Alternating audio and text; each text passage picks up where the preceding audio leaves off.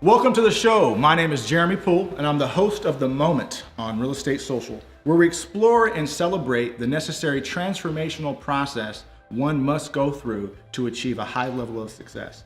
Today, we have the great pleasure of hanging out with Vikram Deol of the Deol Group in Bellevue, Washington. Vikram is consistently rated one of the top 1% agents in the nation.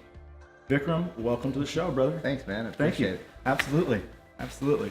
So, doing some background on you, it sounds like you were heavily involved in investing in real estate prior to becoming an agent. What sort of caused you to make the jump from investing in real estate to actually now selling it and selling at a very high level?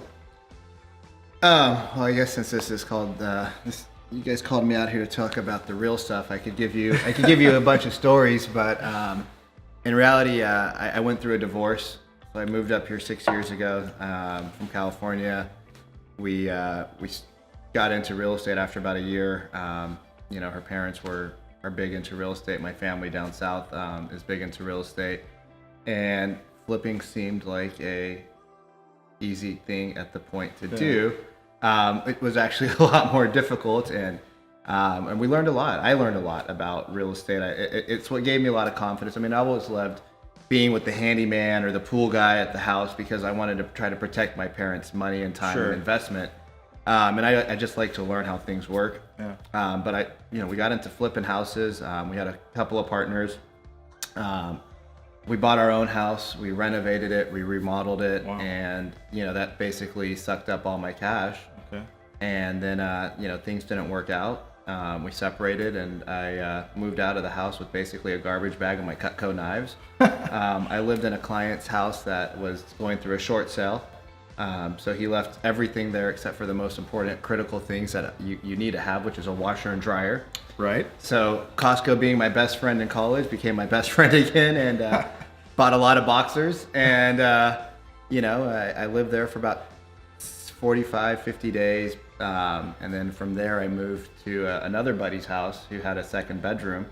It was just a random guy at the point that I had met at a social event.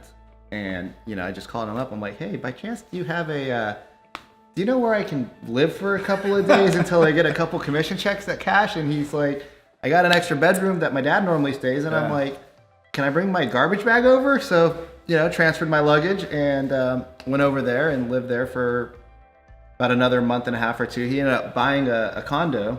Okay. Not through you. No, through me. Luckily, God bless him. He's actually, he's a great friend. He helped me out a ton when I was in a very tough situation. Yeah. So what time frame is this? Because you're 35, correct? Yeah, so it's probably like 32. 32. Okay, so it's a recent. 31. Wow, 30, okay. 31. I mean, I've been here for 6 years, so I moved up here at 29, so 31-ish. Yeah. Yeah, 31, 32. I'm not really good with remembering all the dates in life. Sure.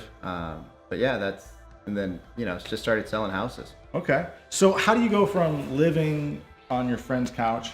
It was a king size bed in a private room with my own bathroom. It wasn't that bad. Yeah, it was. I mean, we weren't slumming it that bad. Okay. But all right.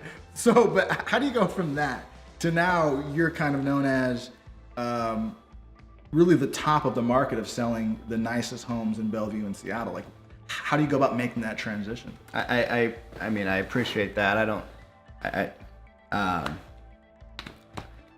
You just do it, man. You just do it. Like, I've just always been a workhorse. Yeah. You just get up every day, and you just work. Like, my dad works 6-7 days a week.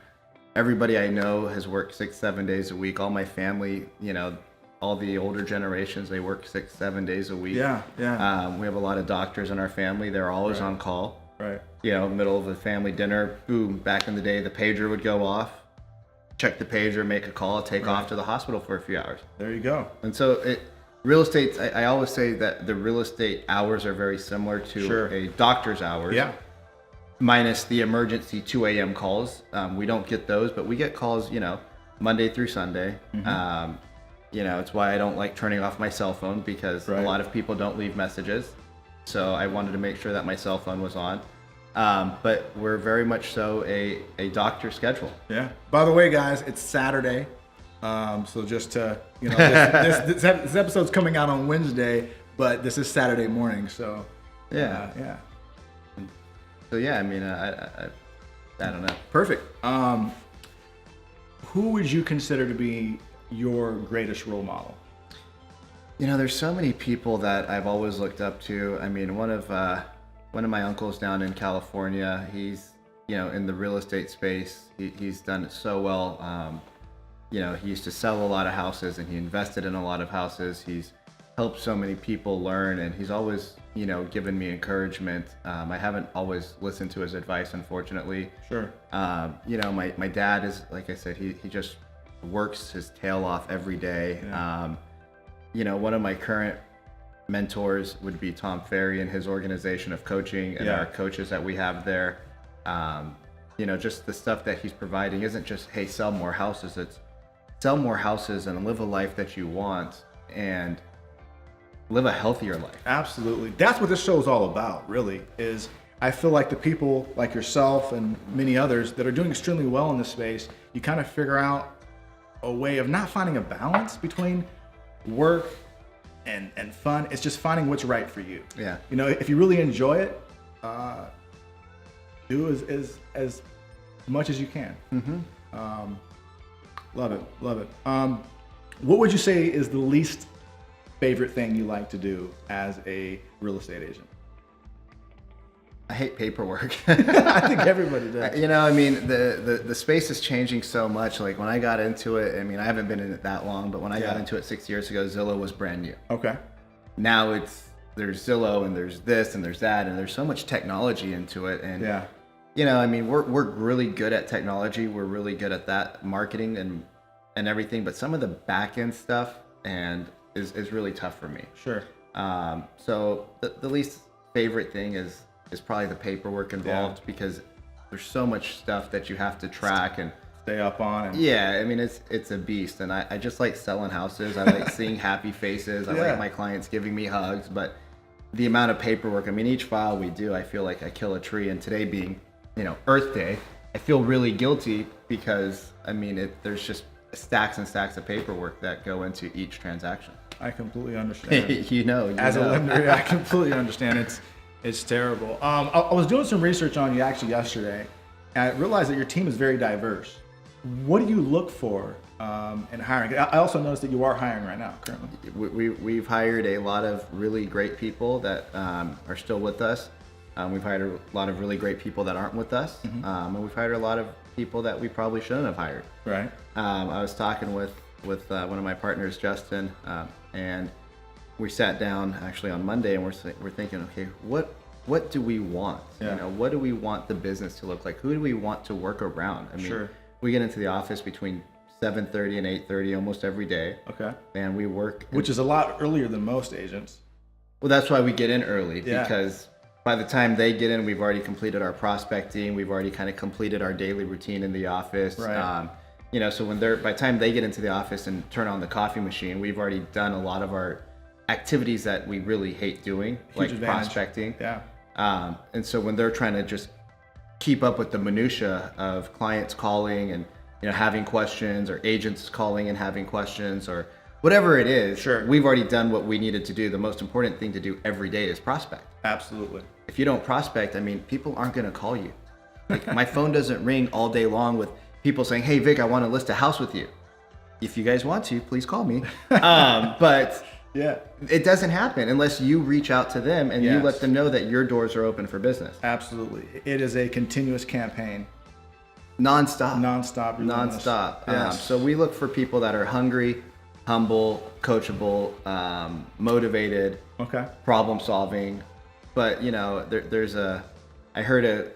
I think it was the agency down in LA. They had am I allowed to swear? Absolutely. It's called the no asshole rule. Okay. And I didn't follow that for a long time, but it's really important that you just have no assholes in your organization. Yeah, that's super important. Go ahead.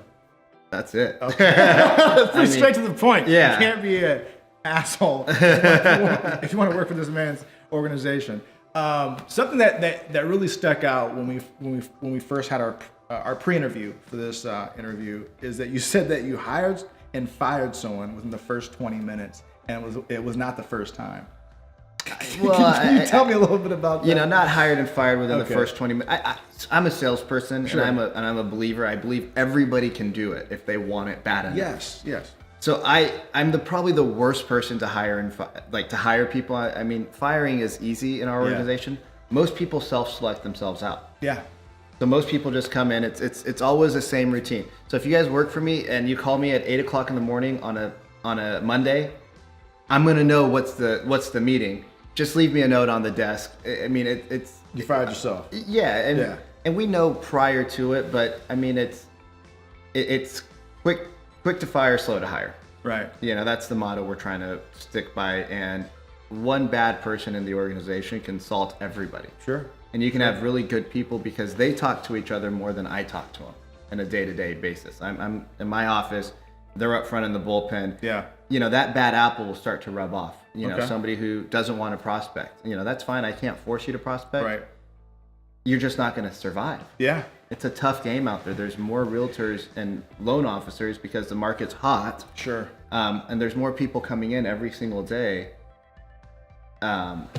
So, you know, it's quick to fire and now much more slow to hire. Absolutely. So besides being asked to be on The Moment, which is a huge accomplishment. Thank you. I mean, this is pretty cool, guys. It's pretty awesome. It's a cool setup too. I wish you guys could see it, but it's super awesome. Thanks, man. I appreciate that. What's next for you? You know, what's next for you? Is it closing more deals? Is there a certain number of units you want to move this year? What's the next big thing on your bucket list? You know, if I wanted to sell a lot of houses, I would do it alone. Okay. You know, I can sell a lot of houses.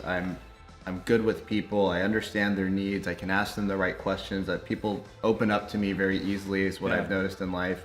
And you know, that was fun for a while, but I really like developing other people. Mm-hmm. I've had a lot of opportunities given to me. I know a lot of people say, you know, I grew up poor and I didn't. Yeah. My dad did awesome. I never had to worry about food. Yeah. You know, we make jokes that, you know, when I was in high school, he was kind of like, I want to teach you to learn and be self-sufficient. Sure. So we worked in the restaurant and, you know, I'd go there during lunch and I make jokes with people that I have to work to eat. But really, you know, we grew up pretty awesome family, pretty good household. To me, though, I've always liked seeing other people succeed. Yeah. You know, my background in sales was from Cutco. Okay. And that taught me so much. And Yeah. at 18, I was able to be a branch manager for them. There you go. And there was 47 lives that I got to touch directly. And there's still 4 or 5 people that reach out to us. So for me, it's really cool to see other people develop and to learn and grow and live a better life. Why is that? I mean, from somebody who came from a family that's pretty well off, you seem incredibly hungry, and you're becoming hungrier, it seems like. Why is that, you think? You know, we're all put on this earth, I think, to do something great. Mm-hmm. You know, whether it be Tony Robbins and his organization, or it be, you know, Bill Gates and his organization, or Steve Jobs and his organization. I think we all have come onto this. We all got created equally. Yeah. And so we all have the opportunity to do great things. We all have the opportunity to go out and help other people. And ultimately, when you help others, it's so much more rewarding than just going out on the top. I love that, brother. I love it. If thinking of a brand new agent, somebody who's aspiring to reach your level of success in this very aggressive business, what's one piece of advice that you would give them right now at this moment? They're just starting out, not really sure if real estate isn't necessarily for them, but whether or not they have what it takes to do it. What would you tell them? Brand new agent, I'd probably tell them a couple things. One is, you know, join a team or somebody who can mentor you. Okay. I mean, that's the first thing. And somebody who you click with, somebody you respect, somebody you get along with. It's a tough business. They're not always going to be nice to you. Right. I mean, it's just, there's a lot of things going on. You got a lot of, in our world, we have high dollar amounts. I think every purchase, though, is a high dollar amount for that client, whether it's $250,000 or $50 million. It's a lot of money for that particular person. So I would say find a mentor, because 120 hours in a clock hour class doesn't teach you how to go sell real estate. It'll teach you to pass the test. That's about it. And you don't even need to do that. You can go take the cram course, and you just click right. I mean, it's a joke in my eyes that a person who wants to go do hair and makeup has to go become an esthetician, and that takes like 2,000 hours of on-the-job training. And to become a realtor, it takes 120 hours. And here's my license. Yeah. Here's $42 for a realtor fee. I mean, I'm not going to swear the normal swear words, but it's really messed up. Sure. So join somebody who can help you. Okay. And then fall into a routine. Yeah. You got to have a routine. When I'm really productive, I'm up every day at 4:30. Yeah. I'm in the gym by 4:50, 5 o'clock when it opens, unless I have a call that I get on at 5 a.m. So when I'm on my game, people know it because I'm up early. It's very structured. It's very intentional. Yes. You know in advance how you're going to spend your day. That for me is I would say my biggest shift in the last year or so is I became incredibly intentional on how I was going to spend my time, who I was going to spend it with, and what exactly I'm trying to accomplish with my business and also my life in general. So I can definitely appreciate that. Yeah, it's really hard. I mean, just writing a contract. Yeah. I mean, we've written bad contracts before, and we've luckily there's somebody that's always checking our contracts in our office. Okay. And they find the little mistake that could be a huge problem for your client. Yeah. And we get contracts, and we're like, oh my gosh. Yeah. Awesome. Sign it. Sign. Rush it. Yeah. I mean, one of the guys that works for me, his sister, they bought a house, and the agent missed a sewer capacity charge. So they ended up costing his clients like an extra $8,500. Okay. That my clients were like, cool. Yeah. I'm like, yeah, sign right now. Absolutely. So there's a lot of things, but the mentorship, the routines, I mean, that's crucial to your success. I you can't agree. show up at 11 and think you're going to make, 6 figures. No. I mean, even if you show up at 7, you might not make 6 figures. So you have a pretty big presence on Facebook. You're always sharing stuff. This guy's doing Facebook Live like once a week, which I appreciate. It's good stuff. If you say so. my weekly rants. Yeah, this guy will post his dog and he gets 100 likes. I just forgot what I was going to ask you. Okay, so what's one thing? I mean, you're a pretty public person and you're very kind and open with your time. What's something that people wouldn't know about you unless they really knew you well?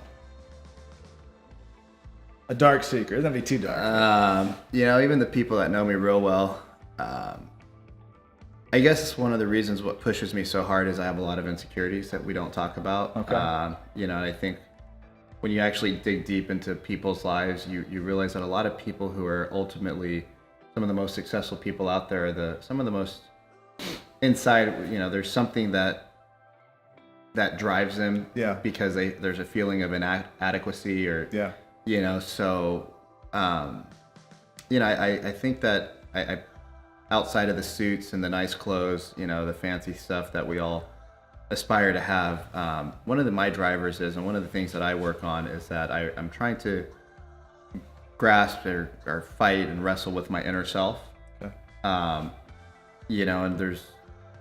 it's been a lot of self-awareness and self-reflection over the years, and the more that I tame my inner beast, and realize that it's not the end of the world. A client doesn't choose you. I guess they're not your client, but somebody doesn't choose you, and you get really upset. Now it's like, it doesn't matter. You're gonna get fired if you're in this long enough. Yes. You're gonna get rehired if you're in it long enough. You're gonna make a mistake or two. I mean, nobody's perfect, and I think we have to stop looking to the internet, like social media, and thinking that we're gonna be living these perfect lives. Yeah, stuff happens. And you know what? It doesn't matter if you're in a high point of your life or a low point, this too shall pass. Yep.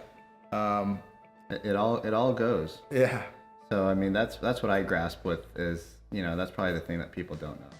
Right on, brother. Well, thank you so much, Vikram. It's been a pleasure. Appreciate it. Lots of great stuff. And thank you guys for watching. Be sure to tune in next week. We'll see you again.